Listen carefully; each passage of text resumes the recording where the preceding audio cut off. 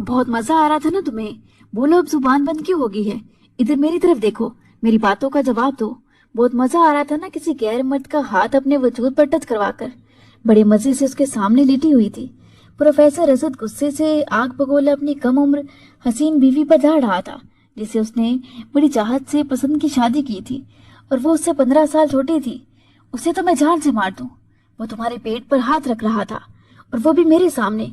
क्या बेगैरत समझ रखा है मुझे तुमने? क्या मेरे मुंह पर गंदी गाली लिखी हुई है? तुम्हें जरा भी शर्म ना आई ये सब करते हुए? आयशा, मेरा बस नहीं चल रहा कि मैं अपने हाथों से तुम्हारी जान ले लूं।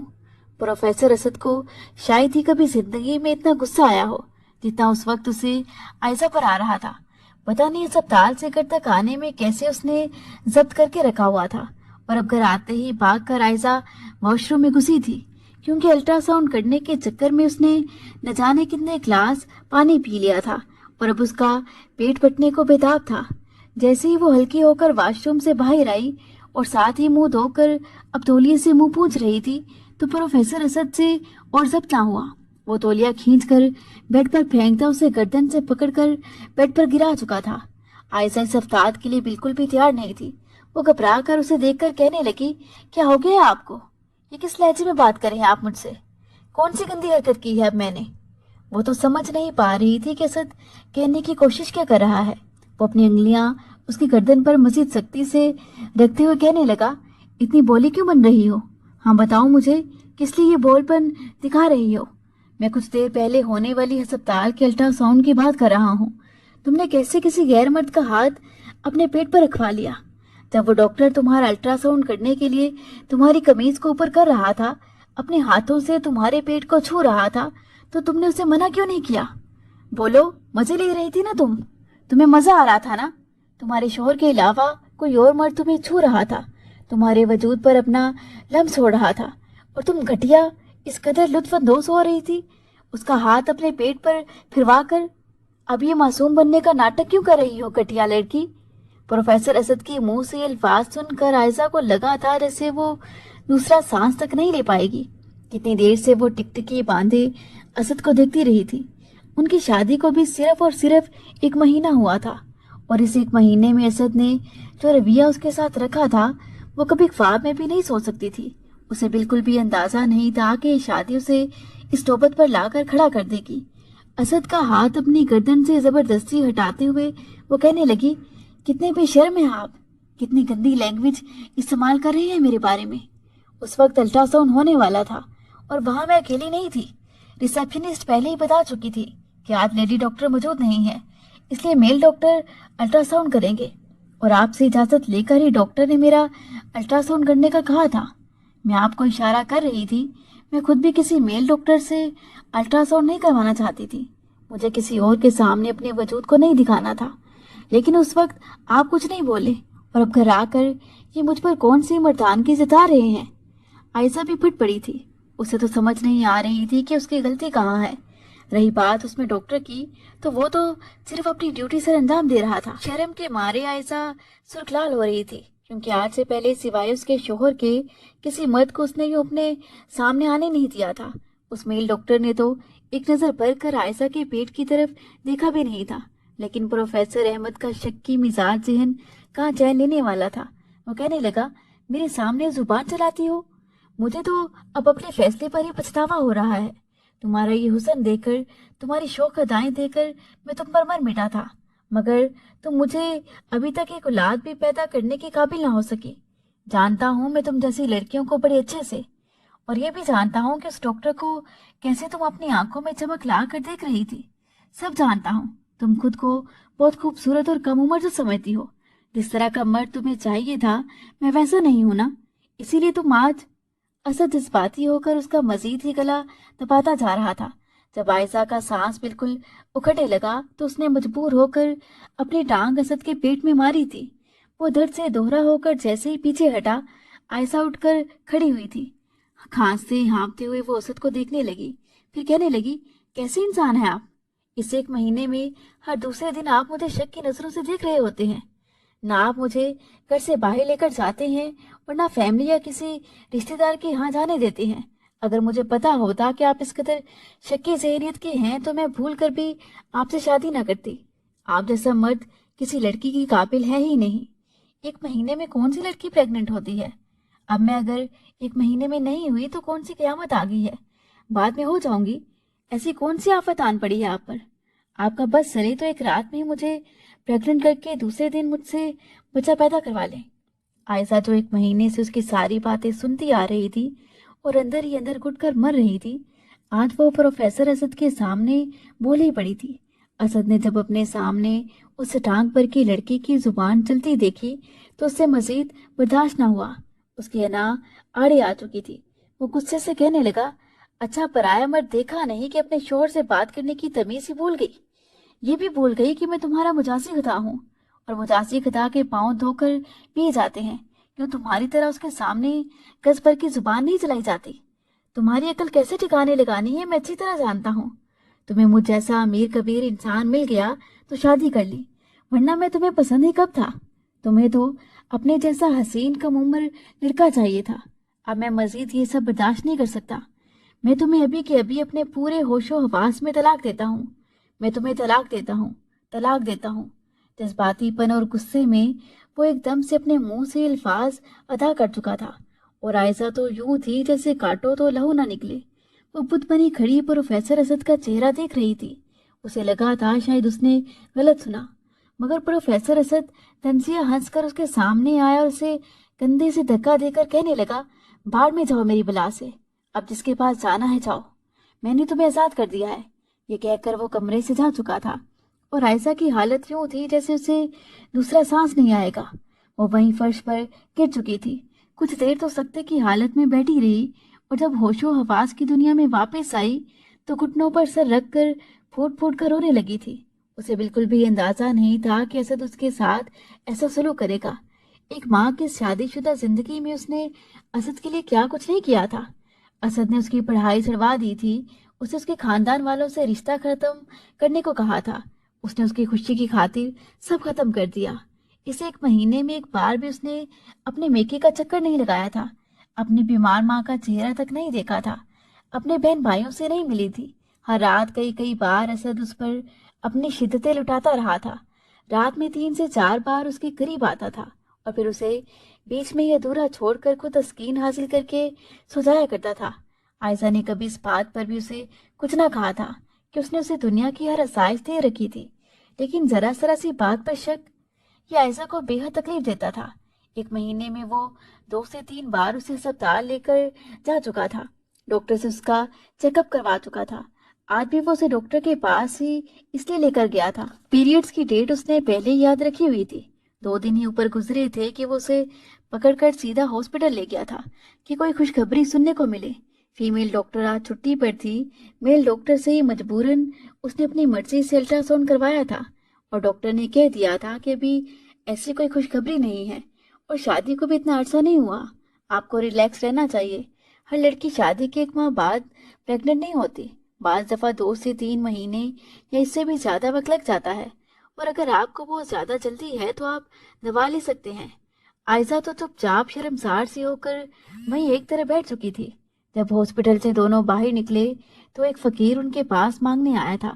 وہ اسد کو دیکھ کر کہنے لگا، خدا تمہاری بیٹی کے نصیب اچھے کرے، اپنی بیٹی کا صدقہ میرے اس کشکول میں ڈال دو، بھوکا ہوں روٹی کھا لوں گا۔ اسد نے جب اس فقیر کو عائشہ کو اس کی بیٹی سمجھتے ہوئے سنا تو اس کا غصہ مزید بڑھ چکا تھا۔ اگلے لمحے اس نے اپنی ٹانگ اس فقیر کے پیٹ میں دے ماری تھی۔ وہ بیچارہ تو پہلے ہی ہڈیوں کا ڈھانچہ تھا، لڑکھڑاتا ہوا دور جا گرا تھا۔ اسد غصے سے لال پیلا ہوتے ہوئے کہنے لگا، اندھے ہو گیا؟ تجھے دکھائی نہیں دیتا؟ یہ میری بیوی ہے میری۔ آس پاس کھڑے کچھ لوگ یہ منظر دیکھ کر ہنسنے لگے تھے۔ ایک موٹر سائیکل پر جاتا شخص یہ کہہ کر نکل گیا، ارے حور کے ساتھ لنگور، پتہ نہیں اس حور پری نے بھی کیا دیکھ لیا۔ تبھی دوسری لڑکا کہنے لگا، سارا چکر دولت کا ہے بابو بھیا، اس کی گاڑی تو دیکھ کتنی شاندار ہے۔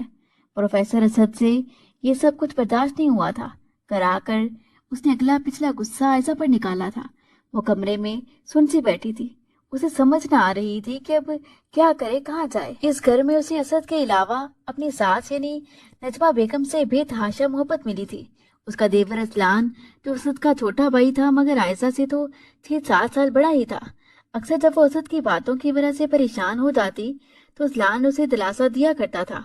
वो अपनी ऊट पटांग बातों से उसका दिल बहला देता, मगर असद के डर से वो उसके पास भी कभी कभार ही बैठती कि कहीं उसने अगर देख लिया तो बिला वजह ही गुस्सा करेगा। हालांकि ऐसा कभी हुआ नहीं था, मगर आयशा को फिर भी डर जरूर रहता कि वो कहीं उसके और असलान के रिश्ते पर भी शक ही ना करना शुरू कर दे। उस घर में रहने का उसका कोई मकसद नहीं था। वो रोते हुए कमरे से बाहर निकली और यूं ही चलते हुए लाउंज में पहुंची। तभी असलान, जो ऑफिस से आकर टीवी पर हॉरर मूवी देख रहा था, वो आयशा को यूं जाता देखकर फौरन कहने लगा, माय डियर भाभी, कहाँ को चली हो? यहाँ बैठो, आओ दोनों हॉरर मूवी देखते हैं। लेकिन वो चुपचाप आगे बढ़ती जा रही थी। उसे आवाज लगाकर कहने लगा, आयशा, क्या हो गया है तुम्हें? तबीयत तो ठीक है? नहीं, बल्कि भाभी। उसके मुंह से भाभी लफ्ज सुनकर उसने मुरझाई नजरों से असलान को देखा, फिर कहने लगी, भाभी नहीं हूं मैं आपकी, नहीं रही मैं भाभी, मत कहे मुझे भाभी। उसकी आंखों से आंसू बहने लगे थे। ये सुनकर असलान का मुंह तो खुले का खुला रह गया। फौरन उसने मूवी बंद की और उठकर आयशा के पास आया, फिर कहने लगा, क्या हो गया है? तुम इतनी परेशान क्यों हो? क्या मेरी कोई बात बुरी लगी? देखो आयशा, भाभी, अगर कल रात वाली बात आपको बुरी लगी है तो आई एम सॉरी। मुझे ऐसा मजाक बिल्कुल नहीं करना चाहिए था। मैं तो बस तुम्हें अपनी भाभी समझकर थोड़ा सा मजाक कर रहा था। इतना तो हक है मेरा। मगर मैं वादा करता हूँ कि आइंदा की बात तुम्हारे कमरे में बगैर इजाजत नहीं आऊंगा। कल रात जब आयशा किचन में काम करने के बाद गर्मी से बेहाल होकर नहाने के लिए वॉशरूम गई, अपने बाल साफ किए तो उसे बेड पर कोई लेटा हुआ दिखाई दिया। आयशा ने समझा कि शायद असद आ गए हैं। असद बार बार अक्सर उसे ये कहा करता था कि तुम कितनी अनरोमांटिक हो। जब भी मुझे रोमांस करना हो मैं ही तुम्हारे पास आता हूँ। तुम्हें तो खुद कुछ करने का पता ही नहीं है। मुझे वो लड़कियां बिल्कुल पसंद नहीं जो बस शोहर के सामने चुपचाप आकर लेट जाती हैं और शोहर ही उन पर अंत तक मेहनत करते रहते हैं। मैं चाहता हूँ कि जब भी मैं तुम्हारे साथ प्यार मोहब्बत करूँ तो तुम भी मेरा भरपूर साथ दो। उस वक्त भी वो मुस्कुराती हुई सीधा बेड के करीब गई और कंबल के ऊपर ही लेट चुकी थी। वो ये समझ रही थी कि शायद नीचे लेटा शख्स असद उसका शोहर है। फिर वो मुस्कुरा कर कहने लगी, मेरी जान, क्या आप अभी भी मुझसे नाराज हैं? चले आए, मैं आज तो आपको अपने हाथ की बनी बिरयानी खिलाऊंगी। आपका मूड बिल्कुल फ्रेश हो जाएगा। मैंने आज मुलाजमा को छुट्टी देकर खास आपके लिए खुद बनाई है। ये कहते हुए जैसे ही उसने कंबल हटाया तो उसे धचका सा लगा था, क्योंकि कंबल में एक जोरदार कहका गूंजा था। वो कहका असद का नहीं बल्कि असलान का था। मगर आयशा का चेहरा गुस्से से सुर्ख हो चुका था, क्योंकि उसे बिल्कुल भी अंदाजा नहीं था कि असलान ही उसके बेड पर लेट जाएगा और वो उसे असद समझकर यूं करना शुरू कर देगी। मारे शर्म और गुस्से की आयशा का चेहरा सुर्ख हो चुका था। उसका तो बीपी 7वें आसमान पर पहुंच चुका था। वो उसके बड़ा होने का लिहाज किए बगैर कहने लगी, ये कैसी बेहुदा हरकत है? आप मेरे कमरे में क्या कर रहे हैं? यूं मेरे बेड पर क्यों लेटे थे? वो भी शर्मिंदा सा हो गया था। और मेरी छोटी सी भाभी, आप तो चुपचाप यूं बैठी रहती हैं जैसे आपके मुंह में जुबान ही नहीं। लेकिन मुझे तो पता नहीं था कि आप तो मेरे भाई के साथ इतना रोमांटिक बिहेव करती हैं। उसका गुस्सा ठंडा करने की कोशिश कर रहा था, फिर कहने लगा, अच्छा सॉरी, मैं तो बस ऐसे ही मजाक करने आया था, आपको डराने के लिए। लेकिन यहाँ तो आपने मुझे शॉक कर दिया। सच कहूँ तो भाई बड़े खुशकिस्मत हैं कि उनको तुम जैसी बीवी मिली है। वो भी शरारत में लग रहा था, जबकि आयशा गुस्से से उसे खा जाने वाली नजरों से देखकर कहने लगी, आपके सारे मजाक एक जगह, लेकिन ये जो मजाक आपने किया है इंतहाई घटिया है। और आइंदा के बाद अगर आप मेरे कमरे में मेरी इजाजत के बगैर आए तो मुझसे बुरा कोई नहीं होगा। आने दे आपके भाई को, मैं बताती हूँ उनको ये हरकतें हैं आपकी, बिल्कुल भी शर्म नहीं आप में। वो गुस्से से बोलती अपना सर पकड़कर बैठ चुकी थी। तब से उसने असलान से कोई बात भी नहीं की थी और असद तो वैसे ही ऑफिस से काफी गुस्से में आया था। आते ही आयशा पर भड़कना शुरू कर दिया था कि वो तो ये बात बताना ही भूल चुकी थी। असलान को भी यही लग रहा था कि शायद कल रात वाले मजाक की वजह से आयशा इस कदर परेशान है और उससे नाराज है। मगर वो रोते हुए कहने लगी, आपके भाई ने मुझे तलाक दे दी है। अब मेरा ना आपसे कोई रिश्ता है ना इस घर से। मैं जा रही हूँ यहाँ से। तलाक का सुनकर असलान भी घबरा चुका था। वो निहायत परेशान सा कहने लगा, ये कैसी बातें कर रही हैं आप भाभी? भला ऐसे कैसे हो सकता है? और आप और भाई की तो लव मैरिज है। भाई तो आप पर जान रखते हैं। पूरे खानदान के खिलाफ जाग कर उन्होंने आपके घर वालों को बनाया और फिर आपसे शादी की। फिर आखिर क्यों उन्होंने आपको तलाक दे दी? यकीनन ये कोई मजाक है। तुम मजाक कर रही हो ना आयशा मुझसे। उन दोनों की बातें सुनकर कमरे में आराम के लिए लेटी हुई नजमा बेगम भी बाहर आ चुकी थी। वो कहने लगी, क्या हो गया है? तुम ये कैसे ओलफोल अल्फाज बोले जा रही हो? लेकिन वो फूट फूट कर रोने लगी थी। रोते हुए कहने लगी, मैंने जो भी कहा है आंटी सच है। आपका बेटा मुझे तलाक दे चुका है। मैं जा रही हूँ उस घर से। वो मुझे कहकर गया है कि जब तक वो वापस आए मैं इस घर में ना मिलूं, वरना वो पूरे खानदान में मुझे बदनाम करके रख देंगे। नजमा बेगम का हाथ सीधा अपने सीने पर गया था। असलान भी चुपचाप परेशान सा खड़ा था। नजमा बेगम फौरन कहने लगी, कैसे तलाक दे दी उसने तुम्हें? बात क्या हुई है तुम लोगों में? हमारे खानदान में तो क्या, हमारे साथ नस्लों में भी आज तक किसी ने अपने घर की इज्जत को तलाक नहीं दी। मैं मर जाऊंगी लेकिन तुम्हें इस घर से जाने नहीं दूंगी। तुम इस घर की इज्जत हो। अगर तुम इस घर से चली गई तो पूरे खानदान में मेरी तबीयत पर उंगलियां उठेंगी कि मैंने अपने बेटों की तरबियत ठीक नहीं की। वो उसका हाथ पकड़कर अपने कमरे में ले जा चुकी थी और फिर असलान को पानी लाने का कहा था। वो पानी का ग्लास लेकर आया और वहीं कमरे में बैठ गया। लेकिन नजमा बेगम उससे कहने लगी कि बेटा अभी तुम जाओ इस कमरे से, मुझे आयशा के साथ अकेले में कुछ बात करनी है। असलान कमरे के बाहर ही चहल पहल करना शुरू कर चुका था। नजमा बेगम ने उसे पूछा कि बताओ क्या हुआ है? आखिर ऐसी कौन सी वजह बनी कि 1 महीने के अंदर ही वो तुम्हें तलाक दे चुका है? हाँ, ये तो मैं जानती हूँ कि मेरा बेटा औलाद के लिए कुछ ज्यादा ही पागल है। उसे बच्चे बहुत ज्यादा पसंद हैं और शायद वो बहुत ज्यादा ही अतावला हो रहा है कि उसकी अपनी औलाद हो। लेकिन वो तुम्हें तलाक दे देगा? बताओ मुझे वजह क्या है? वो रोते हुए कहने लगी कि वजह सिर्फ ये है कि कल वो मुझे डॉक्टर के पास अल्ट्रासाउंड के लिए लेकर गए थे और एक मेल डॉक्टर ने मेरा अल्ट्रासाउंड कर दिया। बस इतनी सी बात पर उन्होंने मुझे तलाक दे दी है और मुझ पर गंदे गंदे इल्जाम लगाए कि मैं गैर मर्दों का लफ्ज लेकर खुशी महसूस करती हूँ। मेरी नजरों में मेरे शोहर की कोई इज्जत नहीं। आप भी बताएं, ऐसी गंदी बातें सुनने के बाद क्या मैं अपने हक में कुछ बोल भी नहीं सकती थी? इतनी सी बात पर वो मुझे तलाक दे चुके हैं। नजमा बेगम का भी पारा हाई हो चुका था। असलाम भी बाहर खड़ा ये अल्फाज सुन चुका था। शुरू से ही असद काफी सख्त मिजाज किस्म का शख्स था। असलान और असद की भी आपस में कोई खास बनती नहीं थी। अलबत्ता बाप के मरने के बाद असद ने पूरे घर को संभाला हुआ था। उसी ने असलान को पढ़ाया लिखाया था और असद की इज्जत भी असलान एक बड़े भाई की तरह ही करता था। अपने भाई के हुक्म को कभी उसने नहीं डाला था। नजमा बेगम फिल वक्त उसे चुप करवा चुकी थी। वो कहने लगी कि नहीं, मैंने कह दिया ना कि बस तुम यहीं रहोगी, कहीं नहीं जाओगी। मैं असद को अच्छे से देखती हूँ। मैं अभी उसे बुलाती हूँ और अच्छे से पूछती हूँ कि उसने आखिर इतना गलत कदम क्यों उठाया। वो आयशा को वहीं अपने कमरे में ही ठहरा चुकी थी।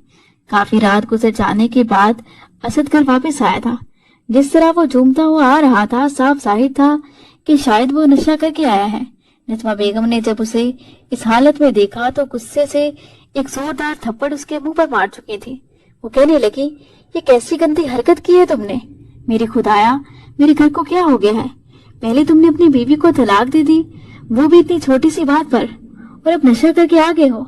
असलान ने ही अपने बड़े भाई को संभाला था और फिर उसे अपने कमरे में लेकर गया था। कमरे में लाते उसे बेड पर बिठाया तो वो आराम से लेट चुका था। फिर हंसते हुए कहने लगा, कहाँ है वो बेशर्म लड़की? आज ही तो मैंने उसे तलाक दी है। मैं तुम्हें बता रहा हूँ असलान, बड़ी ही बेशर्म किस्म की और घटिया किस्म की लड़की है। इतनी गंदी गंदी नाइटीज लाकर उसने अलमारी में रखी हुई हैं। मुझे तो लगता है मेरे जाने के बाद वो मेरे कमरे में और लड़कों को बुलवा कर उनके सामने नाइटीज पहनकर उनकी होश उड़ाती होगी। मैं जानता हूँ ये लड़की किस कदर। वो इस तरह के अल्फाज बोल रहा था कि असलान के कानों से धुआं निकलने लगा था। भाई, अभी आप अपने होशोवास में नहीं हैं। आप प्लीज ऐसी बातें मत करें, हम सुबह बात करेंगे। वो उसे वहीं कमरे में छोड़कर बाहर आ चुका था। आयशा की सारी रात तो रोते रोते गुजर चुकी थी। अगली सुबह जब असद होश में आया तो नजमा बेगम उसका गिरबान पकड़कर पूछ रही थी कि ये क्या हरकत की है तुमने? आखिर क्यों दी तुमने तलाक मेरी बहू को? अरे पूरी दुनिया में तुम्हें ऐसी अच्छी लड़की नहीं मिलने वाली थी। ऐसी लड़की तुम्हें आयशा के रूप में मिली थी। तुम एक हीरा गिनवा चुके हो। तुम्हें तो आदत हो चुकी है शक करने की। क्योंकि आयशा कम उम्र भी है और खूबसूरत भी।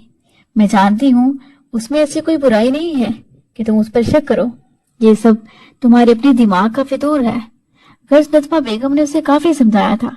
उसके बाद उन्होंने एक माह आयशा को अपने कमरे में ही रखा और असद को उसकी एक झलक तक ना देखने दी। दरअसल वो ये चाहती थी कि आयशा अपने घर भी ना जाए ताकि खानदान में उनकी बदनामी ना हो। वो उसी घर में रहे मगर असद की नजरों से दूर रहे ताकि असद को अपनी गलती का एहसास हो। उसके बाद अगर आयशा अपने घर जाना चाहे तो वो उसे नहीं रोकेंगी। तब तक वो अपने खानदानी मामलात किसी हद तक सुलझा चुकी होंगी। मगर दूसरी तरफ असद शक्की मिजाज जरूर था, मगर वो आयशा को दिलो जान से चाहता था। वो उसके बगैर रह भी नहीं सकता था। उसे अंदाजा हो चुका था कि उसका फैसला गलत था। उससे जुदाई पर उसे एहसास हो चुका था कि उसके बगैर रहना किस कदर मुश्किल है। कई बार वो अपनी माँ के कमरे के करीब जाकर उसे एक नजर देखने या उससे बात करने की कोशिश करता, मगर अब सब बेसुध था। उसकी बेचैनी थी कि बढ़ती जा रही थी। अब उसे आयशा के बगैर एक लम्हा चैन नहीं था। असद को अब सही मायनों में शर्मिंदगी महसूस हो रही थी।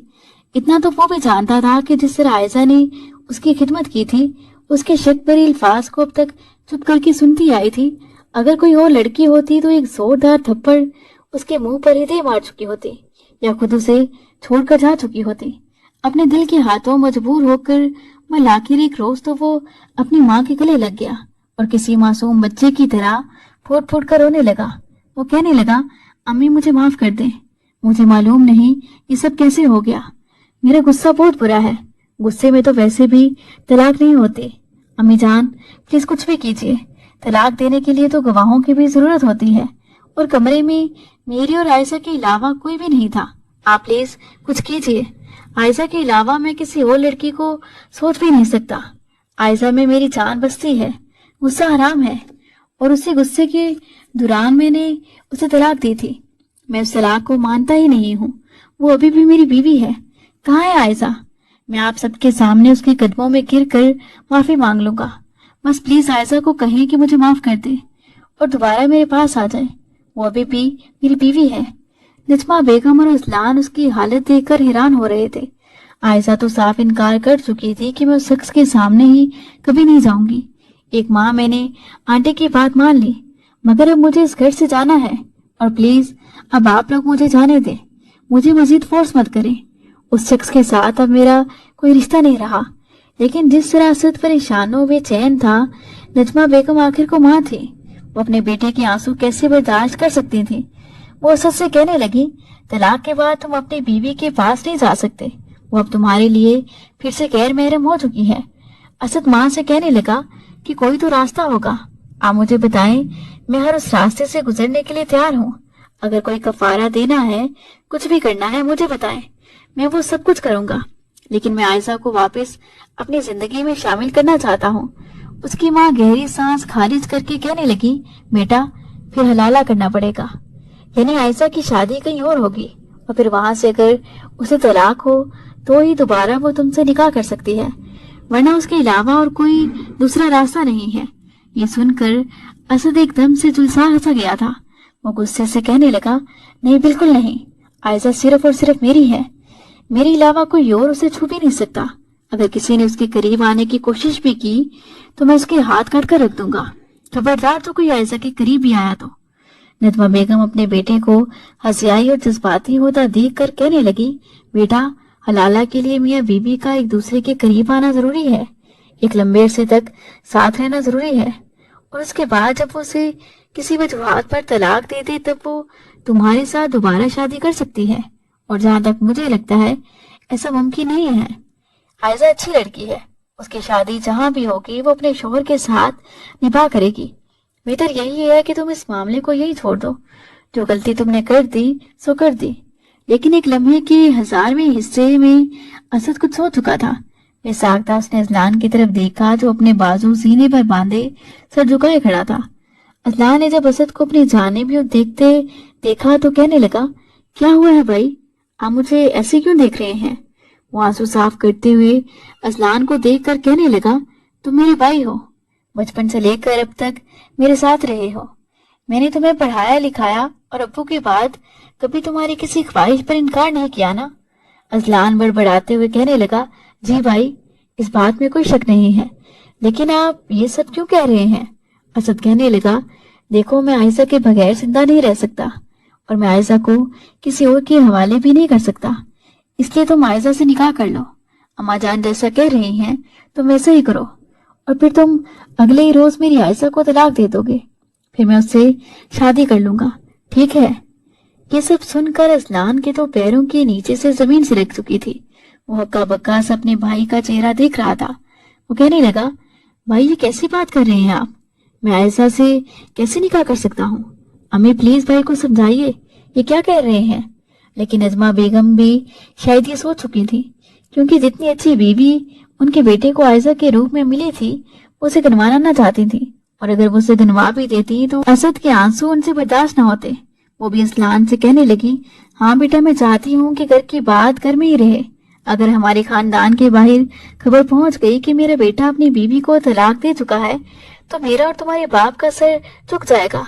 पूरे खानदान वाले हमारी मट्टी पलीत करके रख देंगे, इसलिए तुम्हें ये सब करना होगा।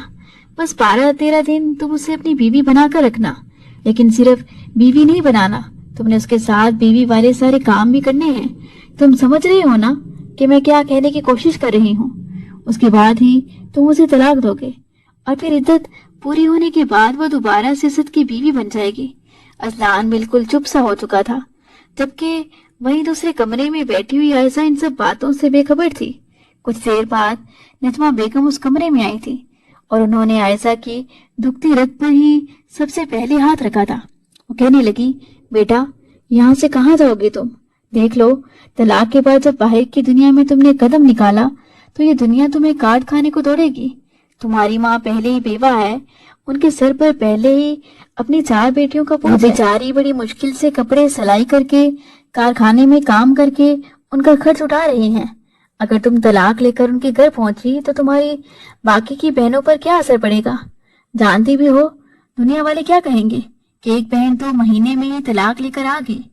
यकीनन उसके किरदार में ही कोई नुक्स होगा, और यूं तुम्हारी बाकी बहनें भी सारी जिंदगी रिश्तों के इंतजार में बैठी रह जाएंगी। अपनी सास की बात सुनकर आयशा घबरा चुकी थी। वो रोते हुए कहने लगी, मैं इस घर में भी तो नहीं रह सकती, मैं कुछ भी कर लूंगी, कहीं नौकरी कर लूंगी। नजमा बेगम कहने लगी, बेटा, तुम इद्दत में हो, अभी तुम घर से बाहर कदम नहीं निकाल सकती, और मैं चाहती हूँ ये मामला जहाँ है वहीं दब जाए। असद तुम्हारे बगैर एक पल नहीं रह सकता। वो बहुत पछता रहा है, रो रहा है, वो तो तुम्हारे कदम तक पकड़ने को तैयार है। लेकिन क्या तुम असद को अपने कदमों में देखना चाहती हो? देखो, मेरा बेटा सुधर गया है और अब वो तुम्हें बिल्कुल भी परेशान नहीं करेगा। बस तुम अगर मुझे माँ मानती हो तो मेरी कसम खाओ कि जो मैं कहूंगी वही तुम करोगी। वो जो उनकी बातों में उलझी थी कि रोते हुए कसम खा कर कहने लगी कि जी आंटी, आप जो कहेंगी मैं करने को तैयार हूँ। मैं बिल्कुल आपको अपनी माँ ही समझती हूँ। फौरन से वो उसके गाल पर हाथ रख कर कहने लगी कि तुम्हें हलाला करना पड़ेगा, वो भी किसी बाहर के शख्स के साथ नहीं, बल्कि असलान के साथ। इस घर का फर्द है वो, बात बाहर नहीं जाएगी। असलान के साथ तुम हलाला करोगी और देखना फिर सब ठीक हो जाएगा। बस 12-13 दिन, उसके बाद वो तुम्हें तलाक दे देगा और दोबारा से इद्दत पूरी होते ही तुम असद की हो जाओगी। मगर वो फौरन उनका हाथ पीछे हटा चुकी थी, उठकर बेड से खड़ी हो गई और कहने लगी, ये कैसी बातें कर रही हैं आप? मैं कोई खिलौना हूँ क्या? मुझे कोई जर खरीद गुलाम समझ लिया है आप लोगों ने? एक भाई ने तलाक दे दी तो दूसरा भाई हलाला के लिए अब करीब आएगा और फिर मुझे पहले को वापस सौंप दिया जाएगा। मेरी जज्बात क्या है, मेरे एहसासात क्या है, क्या इसकी किसी को भी परवाह नहीं है? मैं ऐसा कुछ भी नहीं करने वाली। असलान को मैंने हमेशा अपने बड़े भाई जैसा समझा है, मैं कभी भी ऐसा कदम नहीं उठाऊंगी। सुना आपने? ये कहते हुए वो कमरे से निकली थी, मगर कमरे के बाहर मौजूद असद ने उसके अल्फाज सुन लिए थे। वो फौरन उसे बाजू से पकड़कर दीवार से लगा चुका था। उसकी आंखें बिल्कुल सुर्ख हो चुकी थी। वो कहने लगा, सुना नहीं तुमने अम्मी जान ने क्या कहा है? आयशा, मैं बहुत पछता रहा हूँ और मैं वादा करता हूँ दोबारा मैं ना तो तुम पर शक करूंगा और ना जुमले कसूंगा। बस तुम ये हलाला कर लो, क्योंकि मैं तुम्हें कभी भी किसी और का होते नहीं दूंगा। आयशा खुद को उसकी गिरफ्त से छुड़वा चुकी थी। वो कहने लगी, दूर रहो मुझसे, नहीं हूं मैं आपकी बीवी। क्यों हाथ लगा रहे हैं मुझे? अब मेरे लिए आप नामहरम हैं और मैं आपके लिए। लेकिन असद उसे वहीं से पकड़कर अपने कमरे में ले जाकर दीवार से लगा चुका था। वो कहने लगा, देखो आयशा, चुपचाप हलाला कर लो। अगर तुमने हलाला ना किया तो इस घर में तुम्हें ये कदम भी बाहर नहीं निकालने दूंगा। तुम्हें हमेशा अपनी नजरों के सामने रखूंगा। तुम्हें बिल्कुल वैसे ही चूमूंगा जैसे पहले चूमता था। अगर मेरा दिल किया तो मैं तुम्हारे वजूद से तस्कीन भी हासिल करूंगा। मैं किसी कायदे किसी कानून को नहीं मानता। ये तुम भी जानती हो कि मैं कितना मतलब परस्त हूँ। आयशा की तो जैसे जान निकल चुकी थी। उसे ये डर लगने लगा था कि कहीं ये शख्स उसके साथ कुछ गलत न कर दे। वो वहां से भागी थी। जब बाहर आते ही अजलान से टकरा चुकी थी। बहरहाल आयशा मुकम्मल तौर पर बेबस थी। ये इद्दत के महीने उसने अपनी सास के कमरे में गुजारे थे। वो कमरे से बहुत कम ही बाहर निकलती थी और जब असद घर में होता तो वो कमरे को लॉक लगा कर रखती थी। इस अरसे के दौरान अजलान को भी उसकी माँ ने मना ही लिया था। इद्दत पूरी होते ही दोनों के निकाह का एहतमाम किया गया। फिर आयशा का अजलान से निकाह कर दिया गया था। निकाह के वक्त असद घर पर मौजूद नहीं था। वो कहने लगा कि मैं आयशा को किसी और का होता हुआ नहीं देख सकता। मैं 1 महीने के लिए दूसरे शहर जा रहा हूँ। जब खुद को कंट्रोल में कर लिया तो वापस आ जाऊंगा। निकाह के बाद नजमा बेगम उसे अजलान के कमरे में छोड़कर जा चुकी थी और ये भी कहकर गई थी कि बेटा, मियां बीवी वाला रिश्ता होना बहुत जरूरी है, वरना समझो इस शादी का कोई फायदा ही नहीं। वो चुपचाप बैठी थी मगर अभी भी आंखों से आंसू बह रहे थे। उसकी आंखों के नीचे स्याह हल्के पड़ चुके थे। पिछले कुछ महीने उसके रोते हुए तो गुजरे थे। उसे वो वक्त याद आने लगा जब उसने पहली बार असद को देखा था। असद उसके कॉलेज का प्रोफेसर था, या फिर यूं कहिए कि प्रिंसिपल ने सारा निजाम प्रोफेसर असद को ही सौंप रखा था और साथ ही वो उनकी क्लास को फिजिक्स का लेक्चर भी दिया करते थे। पहली नजर ही में जब असद की आयशा पर नजर पड़ी तो वो जैसे उसका दीवाना सा हो चुका था। आज से पहले उसने किसी लड़की को इन नजरों से देखा ही नहीं था और ना ही उसने कभी ये सोचा था कि अपने स्टूडेंट पर वो दिल हार बैठेगा। कॉलेज के दौर में जिस कदर वो शौक मिजाज और चंचल लड़की थी, हर वक्त साथी लड़कियों से हंस हंस कर बातें करती, शरारतें करती और बाज दफा सवालों का जवाब देते हुए उसके साथ भी कोई शरारत कर जाती। उसकी ये अदाएं असद के दिल में घर कर चुकी थी। अक्सर वो क्लास के लड़कों के साथ भी कोई बात कर लेती थी मगर असद को खासा बुरा लगता था। वो ये सोचने लगा कि ये लड़की सिर्फ और सिर्फ मेरी है और इसे मैं हमेशा सिर्फ अपनी हद तक ही महदूद रखूंगा। मेरे अलावा कोई मर्द उससे बात कर ही नहीं सकता। उसने आयशा की मालूमात निकलवाई थी जिससे उसे ये पता चला था कि वो लड़की यहाँ स्कॉलरशिप पर पढ़ रही थी। उसके वालिद का इंतकाल हो चुका था और उसकी माँ एक गरीब औरत है। यही वक्त था जब उसने अपनी माँ से रिश्ते की बात की और फिर दोनों माँ बेटा रिश्ता लेकर आयशा के यहाँ पहुंच चुके थे। पहली मुलाकात में ही जब असद ने 5 लाख उसकी माँ के हाथ पर रखा तो उनकी तो जैसे आंखों में चमक आ चुकी थी। आखिर को पैसे वाला दामाद जो मिल रहा था। वो तो यही सोचकर आयशा को भी मनाने लगी कि बेटा क्या हो गया है, जो कॉलेज का प्रोफेसर है और उम्र में थोड़ा सा बड़ा है, आजकल उम्र कौन देखता है। देखो तो इतने पढ़े लिखे अमीर लोग हैं, तुम तो मेरी बेटी राज करोगी। यूं जब आयशा ने भी प्रोफेसर की मेहरबानियां खुद पर होती देखी तो वो भी अपनी माँ के कहने पर शादी के लिए राजी हो चुकी थी। शादी की पहली रात ही प्रोफेसर असद का रवैया खासा बदल चुका था। वो उसे पहली रात ही शर्तें करवाने लगे थे और ये भी कह चुके थे कि तुम पढ़ाई यहीं पर छोड़ रही हो। वो तो 2nd ईयर की स्टूडेंट थी और आगे चलकर MBA करना चाहती थी, लेकिन उसके कहने पर वो अपनी पढ़ाई को भी खैराबाद कह चुकी थी। हर रात उसकी शिद्दतें सहती आई थी और आखिर में हुआ क्या था, कुछ भी नहीं। बर्बाद होकर आज उसी के भाई के बिस्तर पर बैठी थी। ये सारी बातें आयशा के दिल में वो दर्द पहुंचा रही थी। उसकी आंखों से अब मुसलसल आंसू बहने लगे थे। हकारत सी आने लगी थी। जैसे अजलान कमरे में आया तो वो एक नजर आयशा को देखकर एक गहरी सांस खारिज करके रह गया था। उसने कभी ख्वाब में भी नहीं सोचा था कि आयशा उसकी बीवी बनकर उसके बेड पर भी मौजूद होगी। वो खुद भी उससे काफी शर्मिंदा था मगर जैसे ही वो उसके पास आया वो कहना तो ये चाहता था कि मैं भी तुम्हारी तरह इस रिश्ते पर राजी नहीं हूँ। लेकिन अगले ही लम्हे आयशा बेड से उठकर खड़ी हो गई। वो कहने लगी, क्या समझ रखा है तुम दोनों भाइयों ने मुझे क्या मुझे बस इस्तेमाल करने के लिए इस घर में लाए हो? एक भाई ने इस्तेमाल करके कचरे की ढेर में लाकर फेंक दिया और अब दूसरे का नंबर आ गया। अब दूसरा मुझे इस्तेमाल करेगा। आप भी यकीनन अपने भाई ही के जैसे होंगे ना, जैसे उसे भी औलाद चाहिए थी। तुम भी तो उसी के भाई हो, तुम भी मेरे साथ वही सब कुछ करोगे। हर मर्द ही शादी के बाद बदल जाता है। मुझे खिलौना समझ रखा है। वो एक ही सांस में फट पड़ी थी, जबकि अजलान उसे यूं बोलता देखकर फौरन उसे कंधों से पकड़कर बेड पर बिठा चुका था। वो कहने लगा, रिलैक्स आयजा, क्या हो गया है तुम्हें? क्यों इतना गुस्सा कर रही हो? भाई ने तो किया सो किया, लेकिन मुझे तो प्लीज भाई के साथ मत मिलाओ। और मैंने तो तुम्हें कुछ कहा भी नहीं। यार मेरे साथ यूं बदतमीजी क्यों कर रही हो? एक तो मैं तुम्हारा लिहाज कर रहा था और तुम मुझ पर ही चढ़ रही हो।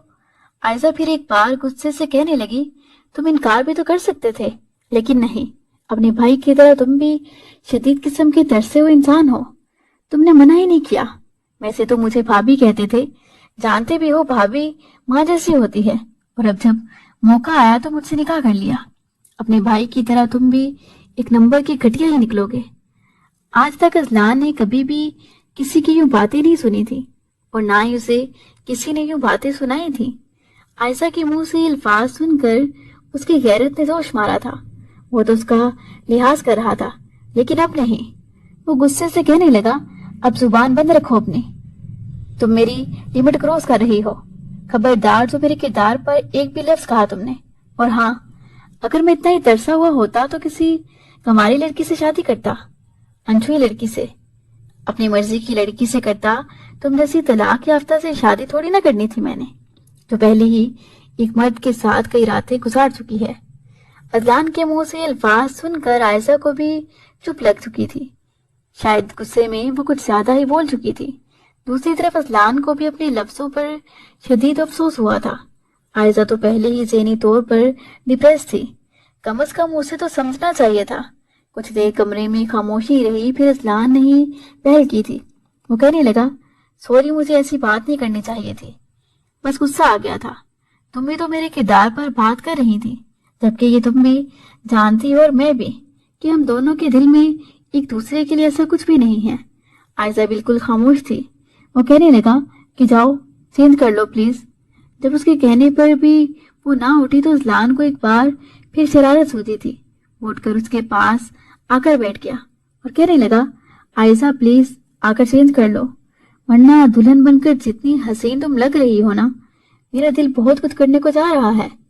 बीवी तो तुम वैसे भी मेरी बन चुकी हो, मेरा अब तुम पर पूरा पूरा हक है। अगर मुझसे कोई गुस्ताखी हो गई तो फिर तुमने चला चला कर कहना है कि मैं भी भाई की तरह एक नंबर का तरसा हुआ हूँ। उसकी बात सुनकर वो कहने लगी, हाथों लगा कर दिखाओ मुझे, फिर बताऊंगी।